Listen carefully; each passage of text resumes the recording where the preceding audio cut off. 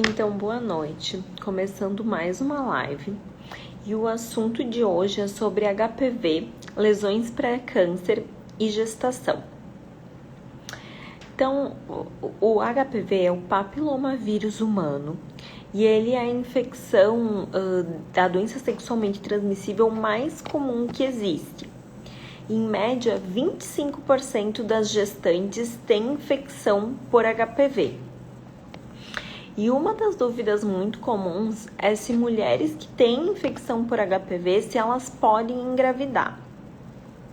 Então, o HPV ele não dificulta para engravidar. O que a gente recomenda é que a mulher primeiro trate as lesões antes de engravidar. Mas no caso de engravidar com as lesões, como que vai ser conduzido esse tratamento? Então, o HPV ele pode causar as verrugas genitais, que são os condilomas. E na gestação, por haver uma queda de imunidade, que é normal, como a mãe ela está carregando o material genético do feto que é diferente do DNA dela, porque vai ter a parte genética dela e do pai, existe uma queda da imunidade devido a isso, para a mãe não rejeitar o bebê. Isso facilita com que os condilomas, que são as verrugas, aumentem durante a gestação. O que a gente pode utilizar de tratamento para as verrugas durante a gestação é ou o ácido tricloroacético, que é um ácido que a gente aplica nesses condilomas para fazer com que eles caiam, ou a terapia com laser. Também ela é segura durante a gestação e pode ser utilizada. Então, esses dois tratamentos. Já quanto às lesões precursoras de câncer, que são as lesões do NIC, quando é no colo do útero, ou o NIVA, quando é na vagina, ou o NIV, quando é na vulva, a gente, principalmente as lesões de colo de útero, a gente apenas acompanha durante a gestação. A gente não faz tratamento, porque o colo do útero ele vai estar mais vascularizado, então um tratamento aumenta o risco de sangramento. E pode acontecer a regressão da lesão depois do parto. As lesões tendem a ser mais volumosas e mais extensas durante a gestação e depois pós-parto ocorre regressão dessas lesões. Então, quando a mulher tem uma lesão pré-câncer, o que a gente faz é reavaliar 90 dias pós-parto com o exame de colposcopia, que é um exame que coloca um microscópio para avaliar o colo do útero e a vagina, e com Papa Nicolau. Quanto a fazer Papa Nicolau durante a gestação, pode fazer, não pode fazer? Então, apesar de a gestação não ser um momento ideal para fazer essa avaliação do colo do útero, o câncer de colo do útero é o tipo de câncer mais comum durante a gestação. E tem muitas mulheres que a única vez que elas vão no médico é quando elas estão grávidas. Então, acaba sendo a oportunidade para fazer esse exame do Papa Nicolau. Então, o que a gente recomenda é, no caso das mulheres grávidas, se elas têm um exame do Papa Nicolau que está vencido faz mais de um ano, a gente coleta ele durante a gestação, se ela estiver na faixa etária da coleta, que é acima dos 25 anos. Se esse exame ele der alterado, a paciente vai ser encaminhada para fazer a colposcopia, que é esse exame que avalia o colo do útero com microscópio. Porém, a gente só vai fazer biópsia, ou seja, tirar um pedacinho para exame, se durante esse exame de colposcopia tiver uma suspeita que tenha um câncer invasivo. Fora isso, se não for suspeito de câncer invasivo, mesmo tendo lesão, a gente não biopsia, a gente acompanha e repete esse exame 90 dias pós-parto, certo? Falando sobre o tratamento de CAF. Um dos tratamentos para NIC, que é a neoplasia intraepitelial cervical, que são lesões precursoras do câncer de colo de útero, é a cirurgia de conização, a cirurgia de CAF, que a gente retira um pedacinho do colo do útero que está com a lesão. Essa cirurgia, ela aumenta o risco de trabalho de parto prematuro, principalmente no primeiro ano pós-cirurgia, porque é o tempo do colo do útero ele tá se regenerando. Como ele vai tirar um pedacinho, o colo do útero ele pode ficar um pouco mais curto, com menos do que 2,5 centímetros. E isso aumenta esse risco. Então, a gente recomenda, após cirurgia de conização do colo do útero, que a mulher espere pelo menos 1 ano para engravidar. E no caso de mulheres jovens que têm menos de 25 anos e tem alguma lesão de NIC2 ou NIC3, que são chamadas de lesões de alto grau, o ideal é que seja feito o tratamento a laser e não a cirurgia, e não a conização do colo do útero, porque o tratamento a laser, por ele ser destrutivo, ele destrói a lesão, ele não retira a lesão, ele não aumenta esse risco de trabalho de parto prematuro, porque não mexe no comprimento do colo do útero. Quais que são as indicações para essa cirurgia do CAF? Então, são mulheres que têm NIC2 ou NIC3, que são as lesões de alto grau, ou quando tem um NIC1 persistente, que é um NIC1 que dura mais do que 2 anos e não regride.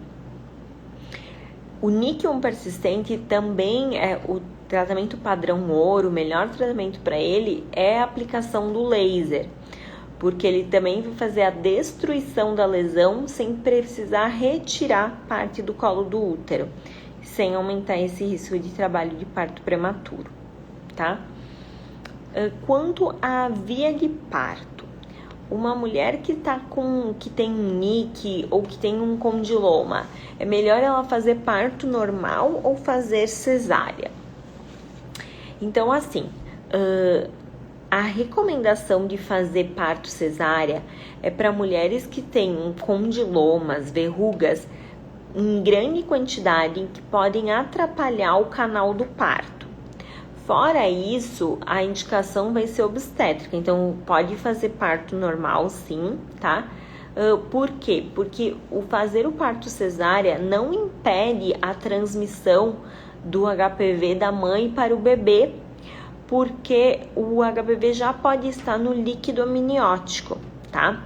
Apesar de a gente saber que a transmissão é menor quando faz cesárea do que quando faz o parto normal, como esse HPV já pode estar no líquido amniótico, a indicação é só indicar o parto normal, não fazer o parto normal, se caso a mulher tiver muitos condilomas que vão atrapalhar o canal de parto. E qual que é essa taxa de transmissão?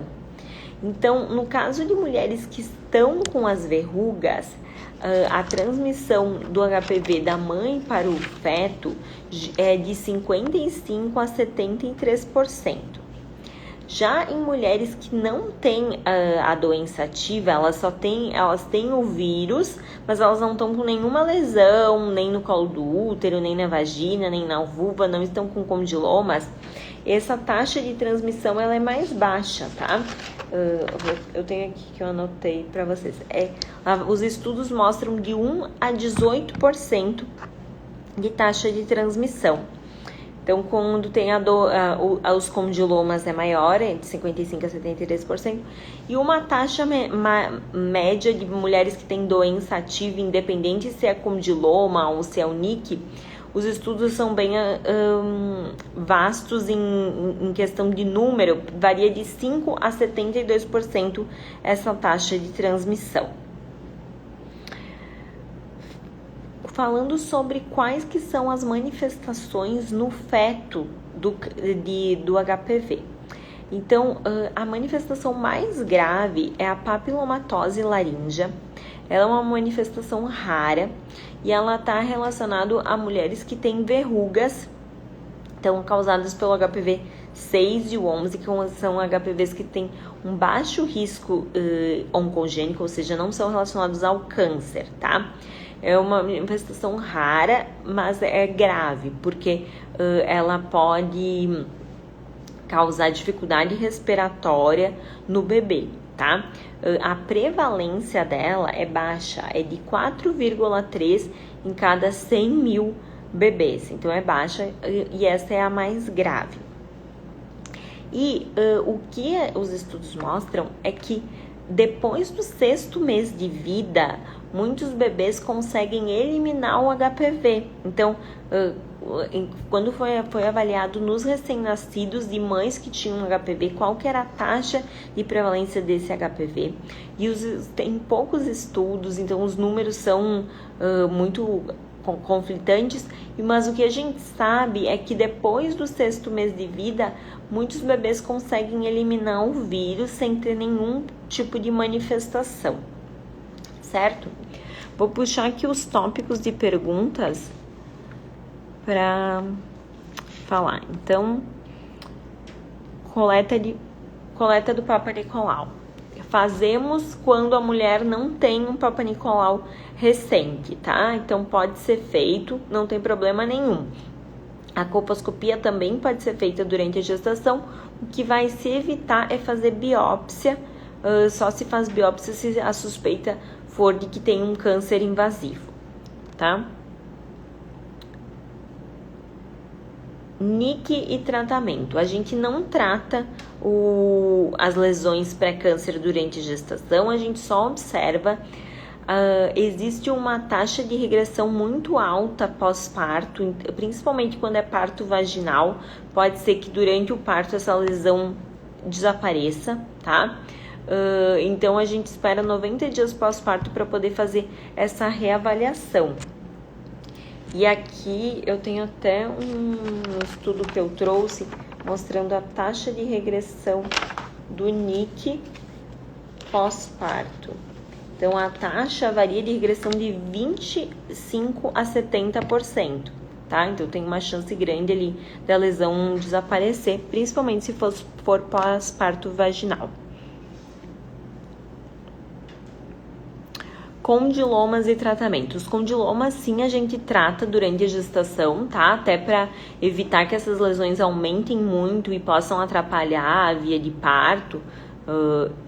O tratamento mais utilizado é o ácido tricloroacético, e quando está disponível o laser também pode ser feito, que não tem risco para a gestação.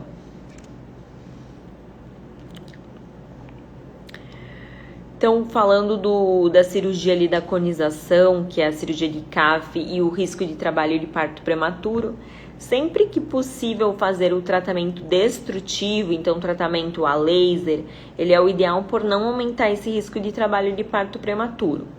Quando é um caso que precisa fazer a cirurgia, esperar pelo menos 1 ano para engravidar, para esse risco ser menor, tá? Quanto a vacinar,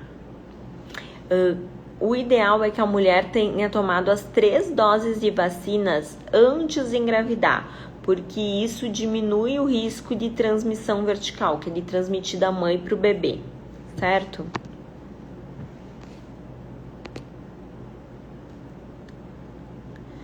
Então, pergunta aqui, o laser elimina totalmente o vírus do organismo? Não. Até hoje não inventaram um tratamento para vírus. O HPV é um vírus que nem qualquer outro, que nem o vírus da gripe, que nem o vírus do HIV. O que a gente faz é tratar as lesões e melhorar a imunidade da mulher ou do homem, enfim, para fazer com que quanto melhor ela esteja com a imunidade dela, ela consiga eliminar o vírus, tá? Mas nenhum tratamento, independente de ser cirurgia, de ser laser, de ser ácido, nenhum vai eliminar o vírus. O que a gente faz com esses tratamentos é tratar as lesões que o vírus causou. E é a imunidade da pessoa que tem que se encarregar de conseguir eliminar o vírus, certo?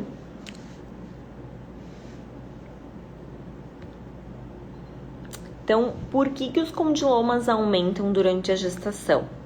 Devido a essa queda de imunidade que acontece em todas as gestantes, tem uma queda de imunidade para não rejeitar o feto, e por causa disso é que os condilomas aumentam durante a gestação, por isso que as lesões no colo do útero podem parecerem mais extensas ou mais graves durante a gestação por causa disso, e após a gestação acontece uma regressão natural desse processo.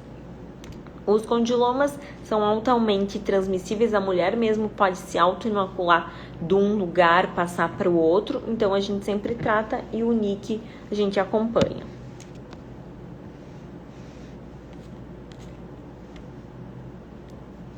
Então, a via de parto, se vai ser parto normal ou parto cesárea, a indicação é obstétrica, ou seja, depende das outras situações da mulher e não do HPV, tá? Ele só vai ser decidido por fazer a cesárea quando tiver muitos condilomas que não tem como fazer por parto normal, certo? Era isso que eu queria falar, acho que eu falei tudo. Então, de mensagem fica o seguinte: o HPV não atrapalha para engravidar. Mulheres que têm HPV podem engravidar. Façam a vacina, as 3 doses da vacina antes de engravidar, para diminuir o risco de transmissão para o feto e diminuir o risco de que surjam lesões durante a gestação. Se caso surgirem lesões durante a gestação, os condilomas vão ser tratados. Já no colo do útero, a gente só vai fazer biópsia se caso a gente suspeitar que seja um câncer invasivo. E daí, nesse caso, o que se faz? Se for uma gestação com menos de 20 semanas, ou ali, que seriam 4 meses e meio, e a mulher está com um câncer invasivo, se opta por terminar com a gestação para poder salvar a vida dessa mulher, fazer uma cirurgia curativa, tá? Quando é mais do que 20 semanas, geralmente espera para esse feto estar um pouquinho mais viável para poder fazer um parto antes do tempo e depois fazer uma cirurgia curativa. Sempre se respeita a decisão da mulher, o que ela quer, tá? Mas esse é uma das indicações para terminar a gestação antes do tempo, quando é para salvar a vida da paciente. Fora essas situações, a gente vai esperar para avaliar pós-parto. Não se costuma fazer tratamento no colo do útero durante a gestação, nem cirurgia de conização, nem o laser no colo do útero, tá? A gente espera passar a gestação para fazer esse tipo de tratamento. Era isso que eu queria falar. Quero agradecer quem participou aqui junto comigo com a live. Se tiver mais alguma dúvida, pode escrever nos comentários que eu respondo, tá bom? Obrigada.